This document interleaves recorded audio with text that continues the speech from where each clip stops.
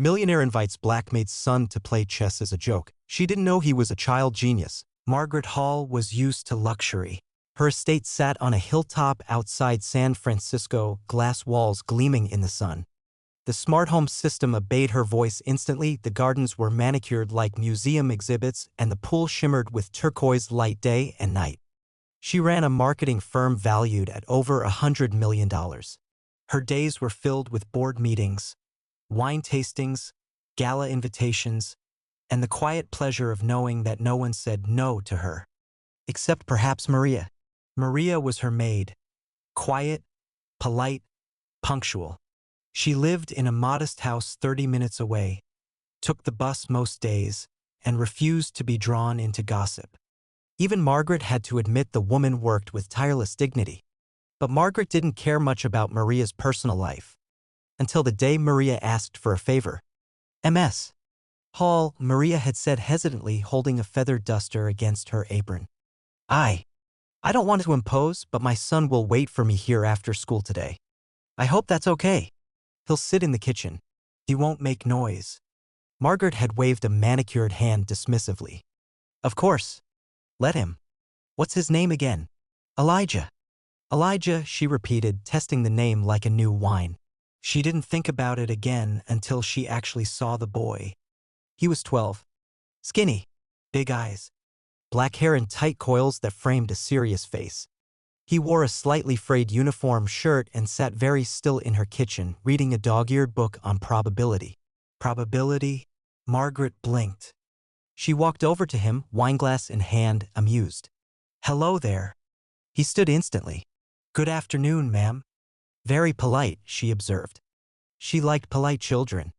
She disliked children in general, but if they had to exist, at least they should be polite. What are you reading? It's about game theory. Margaret laughed. She wasn't sure why.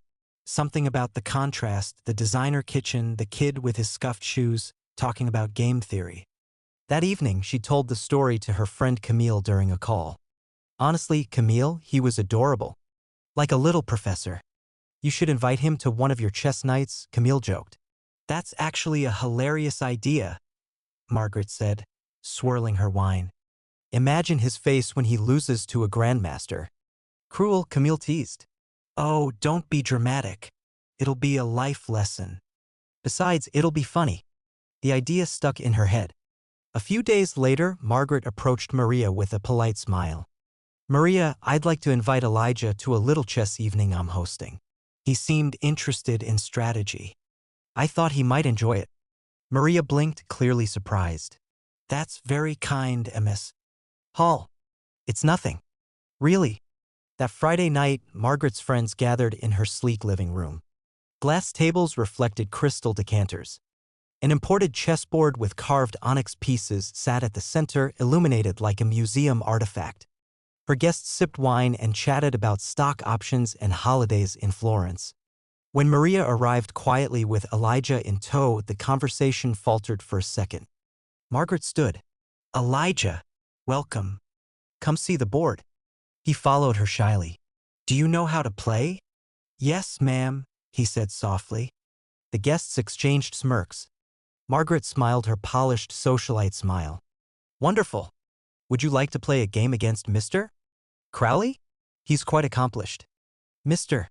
Crowley, gray hair, designer blazer, gave a benevolent, patronizing smile. I'd be honored, he said gravely.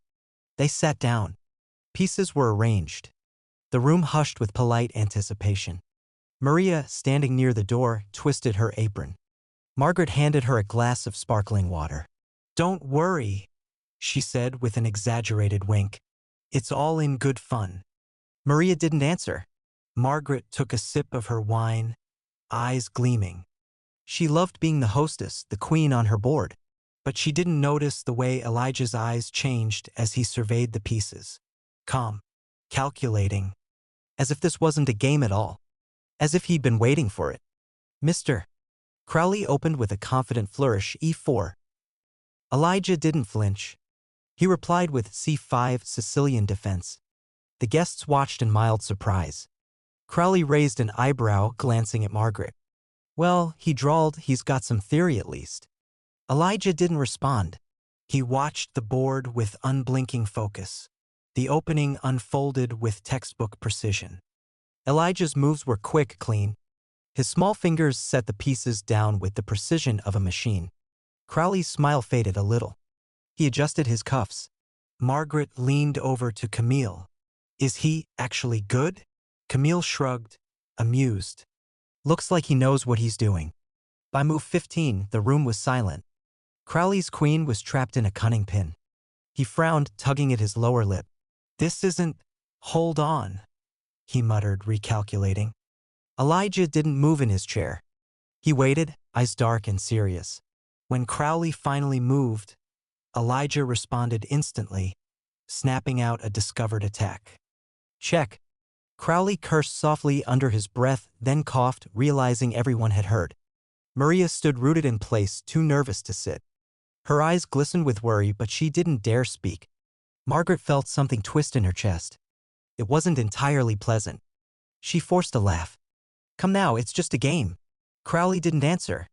10 moves later, he resigned. Silence. Elijah's gaze remained respectfully lowered. Thank you for the game, sir. Crowley stood abruptly, clearing his throat. Good game, he mumbled. He avoided Margaret's eyes and headed for the bar. Margaret blinked. This wasn't the script she'd imagined. Camille raised her eyebrows. Your little guest has some real teeth. Margaret forced a smile. Beginner's luck. That wasn't luck.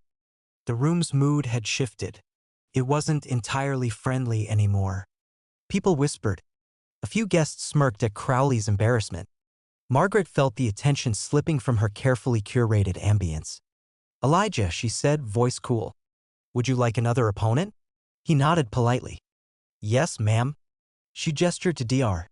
Liu, a retired professor who ran the local chess club. Dr. Liu? Care to give the young man a real challenge? Liu smiled kindly and sat down. I'd be delighted. This time the crowd was utterly silent from the start. The game was slower. Liu was cautious, playing solid, defensive moves. Elijah didn't rush. He leaned forward, frowning in concentration, studying every nuance. 20 moves in, Liu was sweating. He made a hasty move, an overextension on the queen's side. Elijah punished it instantly. A flurry of exchanges. Another sacrifice, calculated, cold, beautiful. Gasps around the room. Checkmate in 5. Liu exhaled shakily and removed his glasses. Young man, that was spectacular. He sounded genuinely impressed. Maria wiped at her eyes with a shaking hand. Elijah, she whispered. Elijah turned to her with a small, reassuring smile. It's okay, Mama. Margaret stood frozen. Her friends weren't laughing anymore. They were fascinated, some even cheering. Camille clapped. Your maid's son is a little prodigy, Margaret. Who knew? Margaret's lips tightened. She didn't like losing control of the room. She didn't like that they weren't praising her anymore. Well, she said coolly, let's not get carried away. It's just a game. Anyone can have a good day. Camille gave her a look. 2 in a row isn't luck. Liu stood and shook Elijah's hand warmly. If you ever want lessons at the club, you're welcome. You're very talented. Elijah nodded shyly. Maria finally spoke. Thank you, sir. Thank you so much. Margaret's eyes were cold. Well, she said loudly, cutting through the moment. I think that's enough chess for tonight. The guests glanced at one another. Some looked uncomfortable.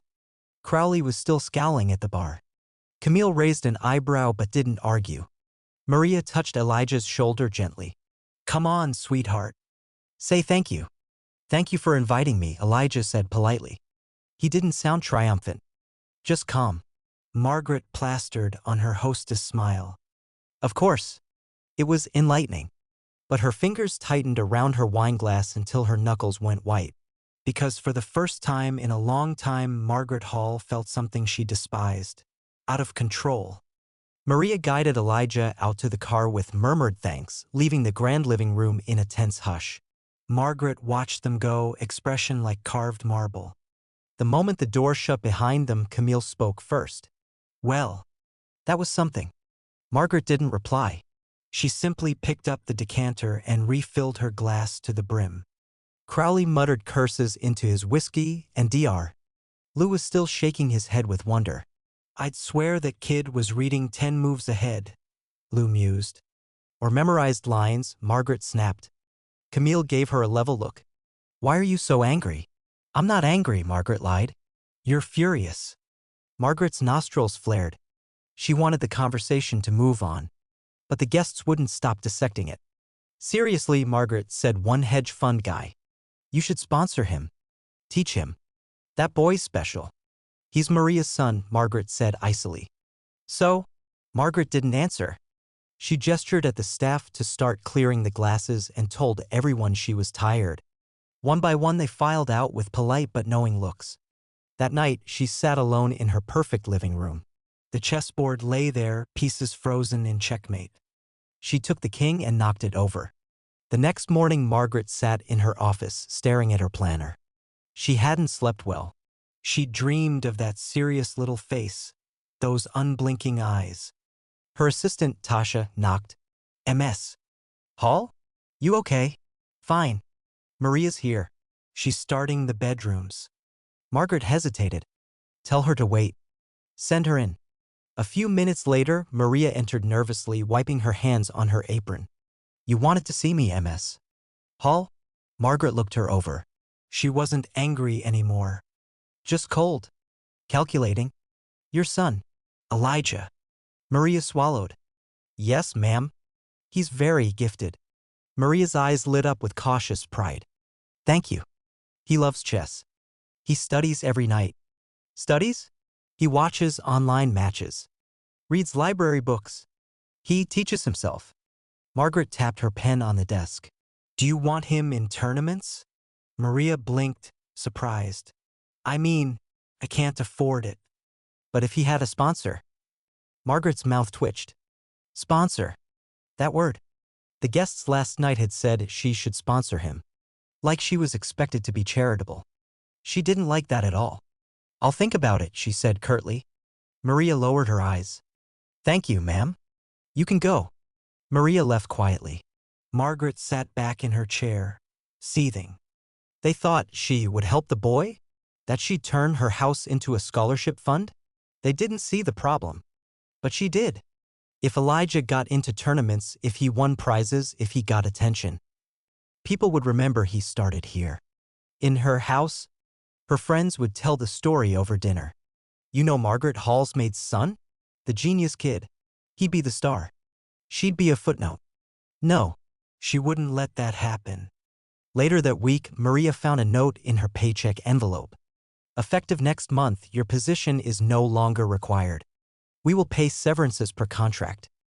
Maria read it twice, tears welling in her eyes. She didn't say anything to Margaret. She simply went to the staff room and sat down heavily. Elijah was waiting outside on a bench, homework in his lap. Mama. She wiped her face quickly and forced a smile. Let's go home, baby. But aren't you working late tonight? No. She squeezed his shoulder. We're done here. He blinked, confused. Why? Maria couldn't answer. Margaret watched from the second-floor landing, arms crossed over her designer blouse. She didn't smile. She didn't wave. She simply turned away. But Maria wasn't the only one watching. Camille had noticed the change. A week later, she called Margaret. So, Maria doesn't work for you anymore. No, I let her go. Right after the chess night, Margaret's voice was like ice. It wasn't related. Really? She wasn't a good fit anymore. Camille sighed. You know everyone's talking about it, right?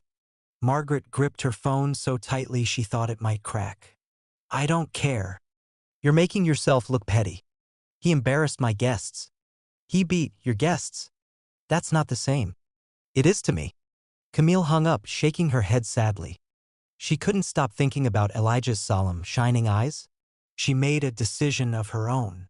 And Margaret had no idea the real game was only beginning. Maria spent the next weeks in quiet panic. She picked up extra shifts at a diner. The tips barely covered the rent.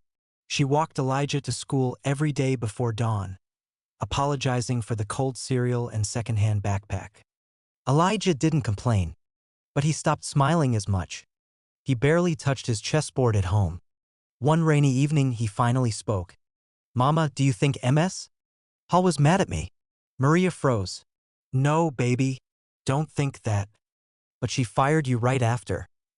Maria pressed her lips together. Some people don't like losing, Elijah. That's all. He swallowed. I didn't mean to embarrass them. I know. Maybe I shouldn't have played. Maria grabbed his hands, tears in her eyes. Don't say that. Don't you ever say that. But it was too late. He didn't meet her gaze. Meanwhile, Camille couldn't get the boy out of her head. She'd been there. She'd seen the raw genius in his eyes. She couldn't stand how Margaret had reacted. So she did what Margaret never expected. She called Maria directly. Maria? It's Camille. We met at MS. Hall's. Maria hesitated. Yes, ma'am. Please don't ma'am me. Listen, I want to help Elijah. Help? I know people in the chess federation. I can get him into real tournaments. Pay the fees. Cover travel. Maria's breath hitched. Why would you do that? Because I watched him play. He's incredible. It would be a crime if he didn't get his chance. Maria started crying quietly on the line. I don't want charity. It's not charity. It's an investment in something amazing. Maria wiped her eyes. What do you need from me? Just let me meet him. A week later, Camille met Elijah at a local library. He sat across from her at a wooden table, clutching his old chessboard like a shield. He wouldn't meet her eyes at first. Hi, Elijah, she said softly. I'm Camille. I saw you play at MS. Halls. He nodded shyly. You were amazing. Thank you. I want to help you get into tournaments. Real ones. Against other top kids. He looked up, eyes cautious. Why? Because you deserve it. Because you're good enough. He blinked. MS. Hall didn't think so. MS. Hall doesn't get to decide your worth. Elijah stared at her. Slowly, the words sank in. He set his board on the table. Will you play with me? Camille smiled. I'd love to. They played for an hour. She wasn't a bad player. But he dismantled her carefully, methodically, explaining his moves in a halting voice. She wasn't humiliated. She was awed. When they finished, she took his small hand in hers. Elijah, you are a gift. Let me help you show the world. He didn't speak, but he nodded just once. Within a month, Camille had paid his tournament fees. She drove them herself to the regional qualifier. Maria sat in the front seat wringing her hands. Elijah sat in the back in a too large blazer they'd borrowed. Are you nervous? Camille asked. Elijah shook his head. I'm ready. And he was. He swept the first round in 12 moves. He played the second round blindfolded on a dare and won.